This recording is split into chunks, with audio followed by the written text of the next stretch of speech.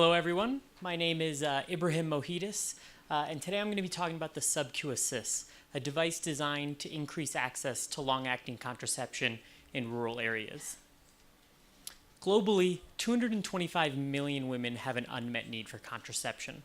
What that means is that every year there are 52 million unintended pregnancies, 15 million unsafe abortions, 79,000 maternal lives lost, and 1.1 million infant deaths.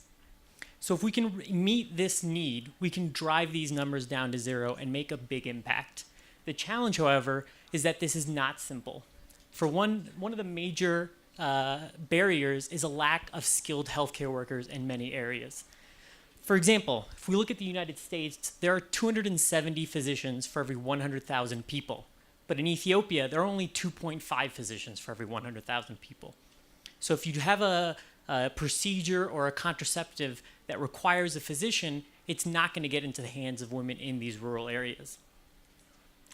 However, what we can leverage is other healthcare resources. For example, in Ethiopia, there are 42,000 community healthcare workers. So if you can take contraceptive implants or other forms and put them into the hands of these community healthcare workers, then you can massively increase access.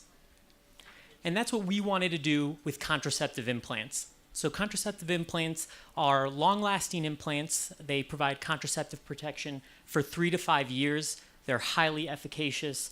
They're one of the most cost-effective forms of contraception, and they require almost no effort on the part of the woman once they are implemented.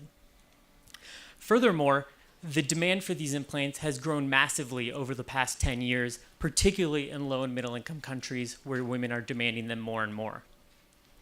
The challenge, however, in these rural areas is putting these implants in.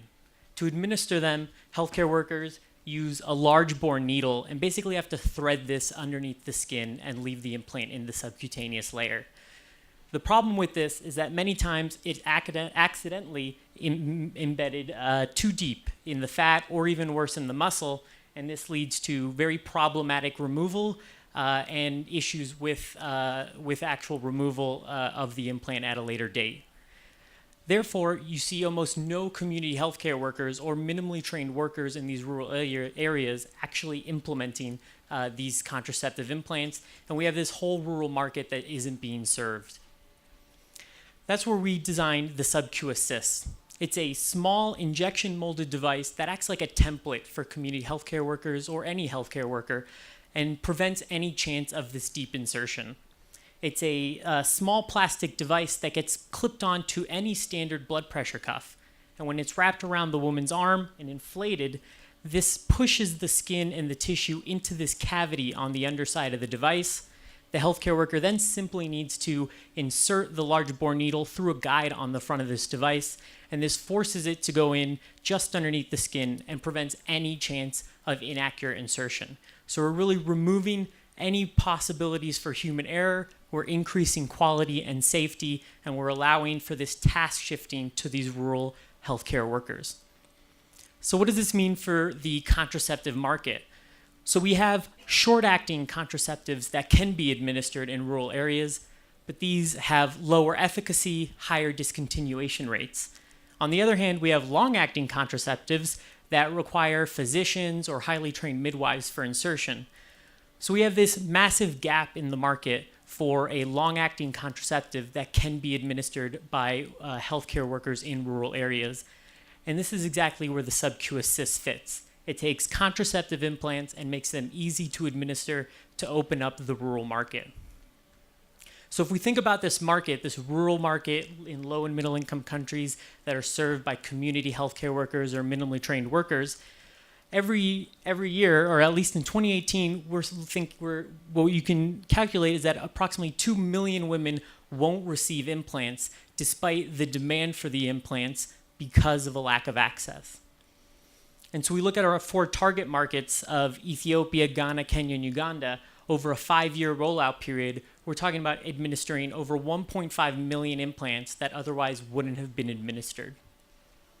We also think it's an important investment opportunity because the SubQ Assist translates directly to increased sales by opening up this rural market.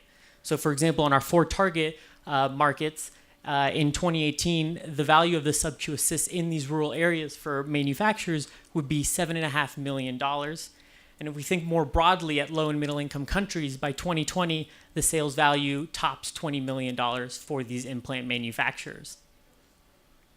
So for the next 12 to 18 months, we will be conducting a clinical trial to assess the safety and feasibility of the SubQ Assist, which we've obtained funding for, and begin FDA submission and regulatory processes. We then hope to move on to a field trial with actual community healthcare workers to demonstrate that the SubQ Assist can be used in the field by our target end user. And then finally move into expansion into these areas. We also see very strategic opportunities to license our technology to the actual implant manufacturers so that they can be packaged together and scale most quickly and have the most impact. Thank you very much.